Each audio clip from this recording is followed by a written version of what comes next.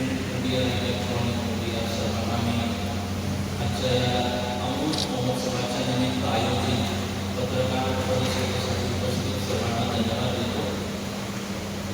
आपल्याला या कार्यक्रमाबद्दल चर्चा सर्वांना माहीतच आहे. आज फक्त आम्ही सर्व संत आवाहन या ठिकाणी करण्यासाठी उपस्थित आहोत. माननीय आमदार नाथाभाऊ खडसे यांचा अमृत महोत्सवी हे वर्ष आहे. अमृत महोत्सवी वर्षाची सुरुवात आहे आणि या निमित्ताने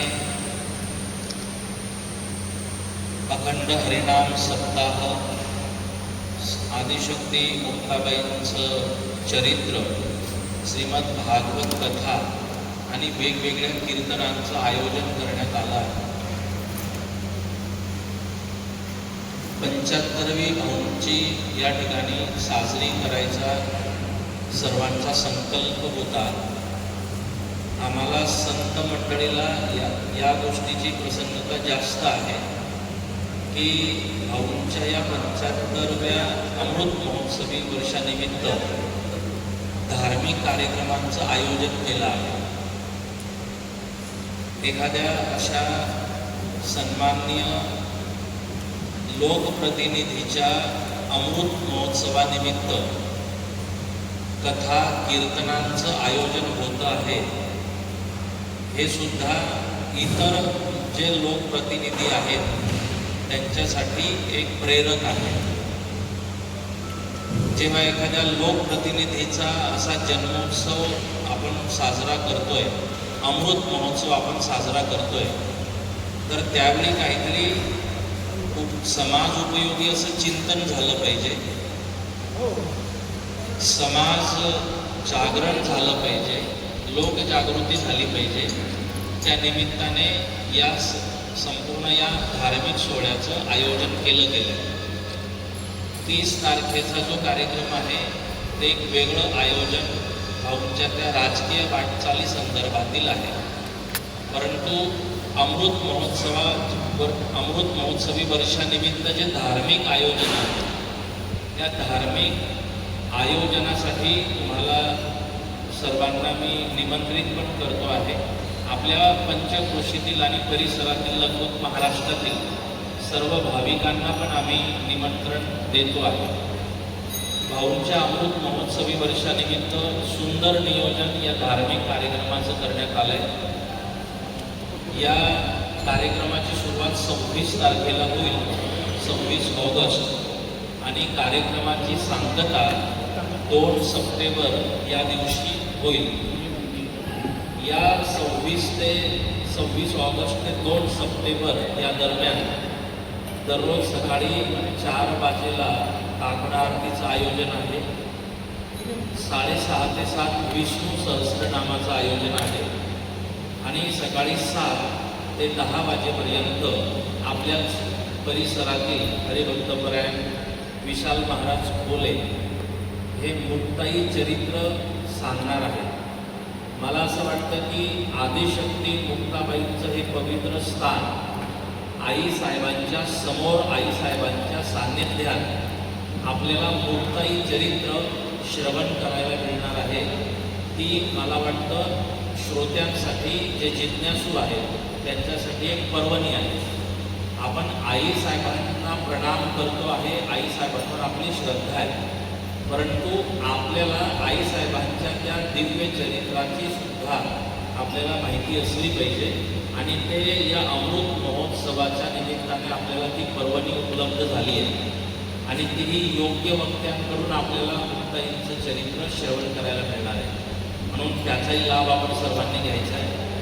10 वाजेपासून 11 वाजेपर्यंत 1 तास दररोज सकाळी आपल्या परिसरामध्ये विविध संप्रदाय आहेत आणि त्या सर्वच संप्रदायांच्या संतांच्या प्रवचनाचं सुद्धा आयोजन या निमित्ताने आपण केलं आहे. म्हणजे या अमृत महोत्सवानिमित्त सर्व संप्रदायसुद्धा एकत्रित येणार आहेत आणि सर्व संप्रदायांना निमंत्रणसुद्धा त्या पद्धतीने दिलं गेलं आहे. मध्ये कोणत्याही राजकीय व्यक्तीचा हस्तक्षेप नाही, कारण जिथे जनार्दन महाराज आहेत, मी माझ्याबद्दल बोलतोय, सर्वांचं तसंच आहे, तिथे कोणताही राजकीय विषय नसतो आणि जिथे धार्मिक विषय असतो तिथे मी मार्गदर्शक म्हणून पण असतो आणि मी तिथे पुढे पण असतो. म्हणून दोन्ही विषय वेगळे आहेत. जरी राजकीय व्यक्तिमत्व नानाभाऊंचं आहे, परंतु ते राजकारणापुरतं सीमित नाही.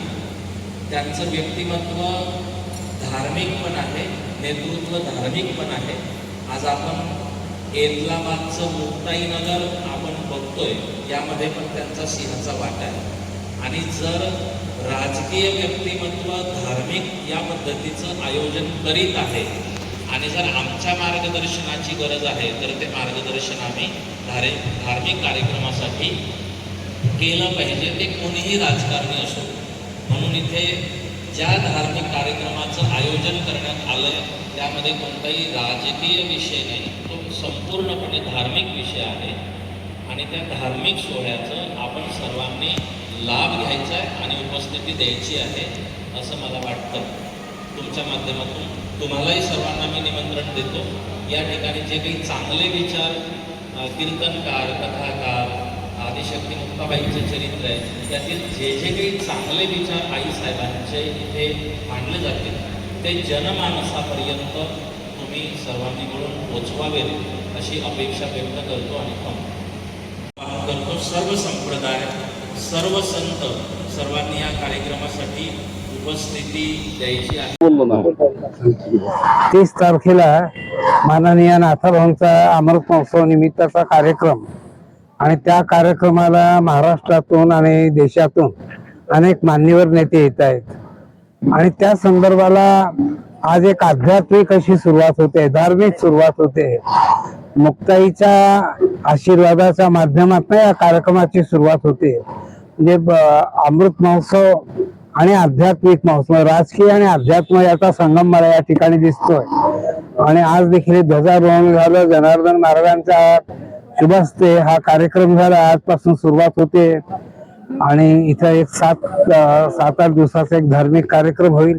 महत्वाचा कार्यक्रम जो आहे तो माननीय शरदचंद्रजी पवार, आदरणीय मुख्यमंत्री, आदरणीय गडकरी साहेब, महामहिम आपले राजस्थानची संबंध मंडळी येतील आणि एक चांगल्या पद्धतीचा कार्यक्रम या ठिकाणी होईल, ज्याचा निश्चितपणे एक दिशा देणारा कार्यक्रम म्हणून जळगाव जिल्ह्या महाराष्ट्राला होईल अशा पद्धतीची आमची अपेक्षाही आहे. आणि हा कार्यक्रम वैयक्तिक कार्यक्रम आहे, याच्यात कुठलंही राजकारण नाही, राजकीय शक्ती प्रदर्शन नाही. अशा पद्धतीचा हा कार्यक्रम सर्वांनी याच्यात सहभाग घ्यावा अशा पद्धतीची विनंती देखील मी करतो. धन्यवाद.